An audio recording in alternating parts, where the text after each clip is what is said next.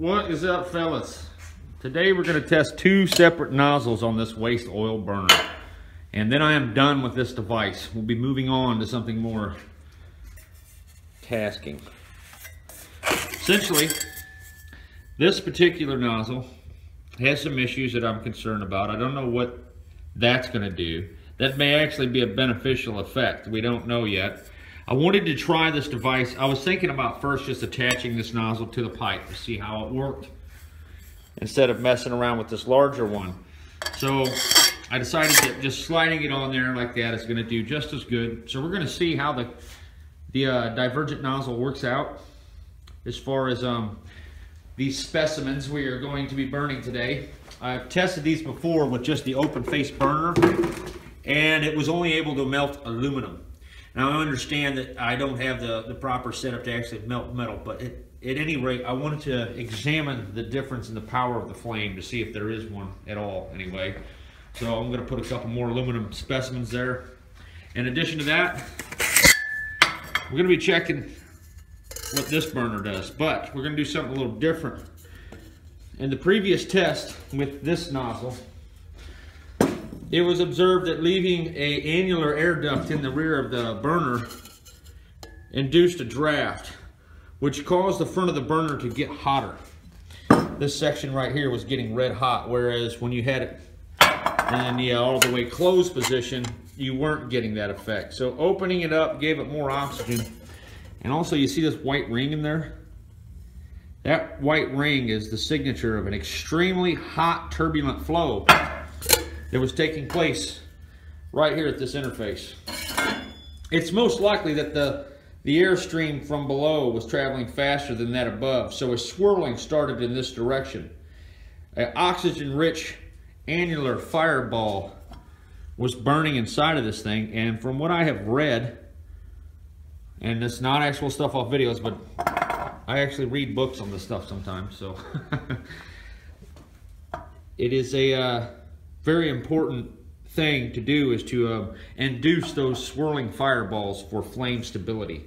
So that's definitely a desirable feature of having the difference in combustion chamber size. Is this one also kind of did that. I didn't leave it lit long enough. You see that white ring down in there? So we're getting a superheated annular fireball that looks like a smoke ring, if you were to blow a smoke ring with a cigarette. And that is definitely making this flame more stable, in my opinion. At any rate, the nozzles themselves are making the flame more stable. It's not as sputtery. It doesn't have that pulse jet sound to it quite as much. It's more of a constant roar. But nonetheless, I would presume this configuration here with the annular rear air duct is going to be superior than anything else we find today. And we're going to actually point the flame at something and see what the flame will do rather than just sit there and look at it. But I'm going to be connecting a skirt system to hold this in place. I'm not going to try putting screws through this, I don't think. Although that would be the simplest means of accomplishing an end goal there, but similar to what I did here. That was actually kind of a pain in the neck to do that. Believe it or not. I might just opt to do this. The thing is, stainless steel is a pain in the ass to drill into, especially this thin stuff. Not an easy task. So, we're going to see what this stuff does. I'm going to shut up and we'll get on with it.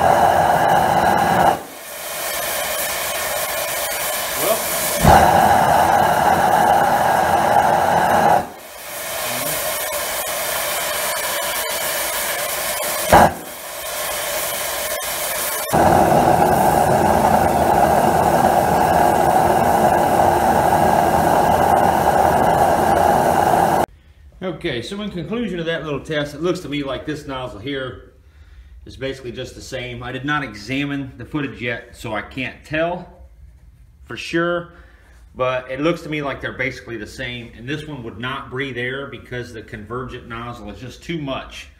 The other nozzle did breathe air, but this one is not working. So now we're going to go ahead and direct this flame on some specimens here, some copper and some steel and some aluminum. And I'm going to adjust the oil flow to try and achieve a very oxygen-rich flame, a very lean flame. That seems to be the hottest.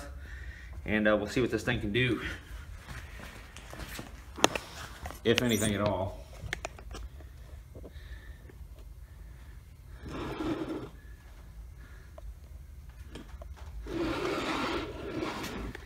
Right in on the action. Okay, hopefully this lights right back up.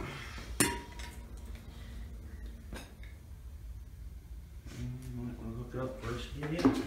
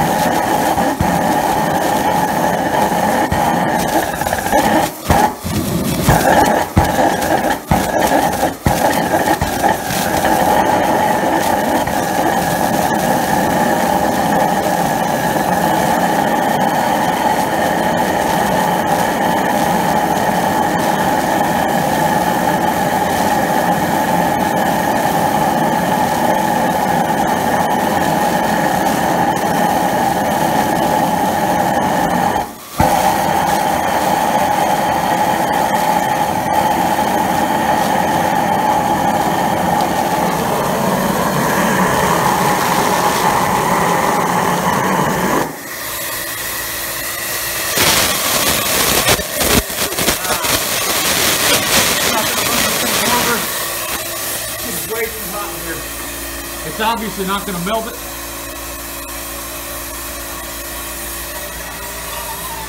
Okay guys, so during editing, a discovery was made that was not observed during the testing. I've just had too much going on at once and did not notice that this particular nozzle did something very amazing on shutdown. The test was over and a very lean burn ignited subsequent to the shutdown, and this thing got almost white hot. It ran out of fuel. Basically, once I turn off that pump, there's still a powerful vacuum inside the line, and it was still drawing oil into the unit. Oil tends to bubble badly under vacuum, so I would imagine a frothing foam-like event took place that fed the device long enough for it to heat up the way we've seen. That was incredible, and definitely going to do some more testing and try and recreate that scenario, because that was hot. That thing looked like it was about ready to melt. So the rest of this footage acts like that didn't happen, but there was definitely an amazing discovery there. For some reason during the run, I was not able to go any leaner than 3 liters per hour. Doing so seemed like the device was going to die. There's something weird was going on there though. The flame we got and that little few second burst was the most powerful flame that I've seen yet. So I don't know how I'm going to make that happen again, but we're definitely going to figure it out. Just kind of one of the odd things about experimentation, I guess. I mean, after I shut down the experiment, I come to find out the nozzle that I like the least seemed to perform the best. I think what had happened is a vortex, like an annular smoke ring type fireball was taking place in there that has been concealed due to subsequent oil spray. Probably can't see it in there now. Something pretty cool was going on in there. Like I said, after a little bit of oil sprays in there after shutdown, it covers up the white markings a lot of the time so that you can't see them.